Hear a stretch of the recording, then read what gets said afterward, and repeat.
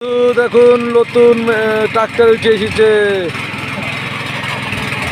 এই যে তার দর্শক, কত দর্শক এসেছে দেখার জন্য, এই ট্রাক্টর দেখার জন্য। কোথায় দূর দূরান্ত থেকে সব দর্শক এসেছে।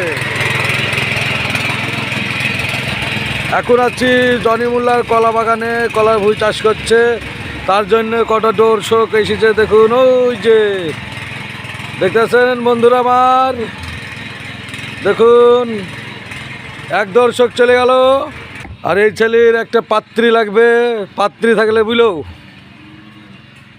লম্বা চড়া সব কিছু হয়।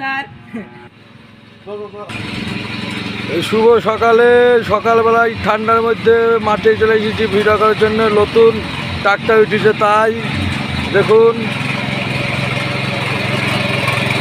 এই সর্বপ্রথম আমি দেখলাম এরকম ট্রাক্টর।